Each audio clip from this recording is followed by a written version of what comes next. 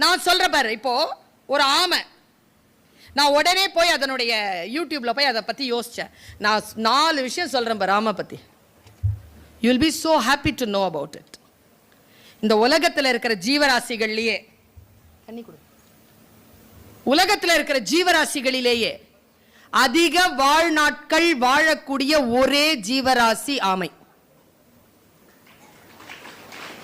அதனுடைய வயசு சொன்னேன்னு வச்சுக்கோங்க, மினிமம் 300 to 500 to 800. எத்தனை ஜெனரேஷன்ங்க பார்க்கும்? நம்ம தாத்தாவை பார்த்துருக்கோம், அதுக்கு அப்பனை பார்த்துருக்கோம், அவங்க அப்பாவை பார்த்துருக்கோம், அதுக்கு முப்பாட்டனை பார்த்துருக்கோம். 800 வருஷமாங்க. இன்னொரு விஷயம் சொன்னா நீ ரொம்ப ஆச்சரியப்பட்டு போவ. கடல் வாழ் உயிரினங்களிலேயே அதிக கிலோமீட்டர் பயணம் செய்யக்கூடிய ஒரே மிருகம் ஆமை. திமிங்கலத்தை விடவும். அது எப்படின்னா, சொன்ன ஆச்சரியப்படுவ. என்ன செய்யுமா, மூட்டை இருக்குல்ல அது மேல, உனக்கு புக்கு மூட்டை இருக்குது, நீ ஆமைதான். நீயும் அதிக வாழ்நாள் வாழப்போகின்ற ஆமை, நீயும் அதிக நாட்கள் பயணம் செய்ய போகின்ற ஆமை. நான் ஆசீர்வதிக்கிறேன். இதுல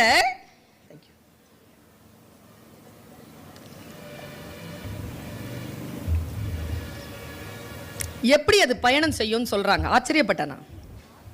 அதுக்கு ரொம்ப அதிகமான வெயிட் இருக்குமா? அது என்ன செய்யுமா? ரொம்ப ஆச்சரியமான செய்தி சொல்றேன் குழந்தைகளை. ஜெயிக்கிறவங்களுக்கு தோக்குறவங்கள இருக்க வித்தியாசம் குழந்தைகளை. இதெல்லாம் நீ ஜெயிக்கணும்னு முடிவு செஞ்சுட்டேன்னு வச்சுக்கோ, ஸ்டே அலர்ட்.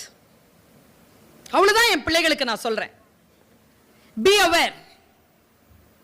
எப்படி ஸ்டே அலர்ட்டா இருக்குது பாரு. அதுக்கு திசை அறிவு அதிகமா. எங்க போறோங்கிறது அதுக்கு தெரியுமா?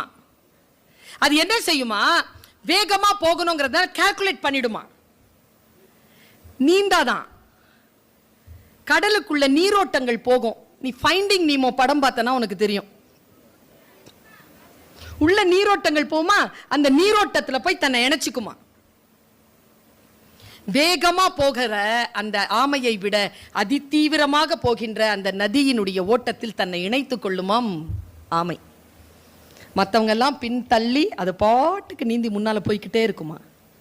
உனக்கிட்ட சொல்லட்டுமா, நீ சேர்ந்திருக்கக்கூடிய நீரோட்டம் தான் இந்த பள்ளிக்கூடம்.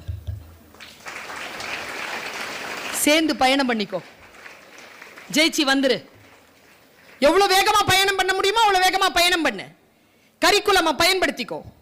இன்னொரு விஷயம், இந்த நீரோட்டம் வந்து வடக்கால போகுதுன்னு வச்சுக்கோயேன், அதுக்கு தெற்கு பக்கம் போனோம்னா நீரோட்டத்திலேருந்து வெளில வந்துருமா.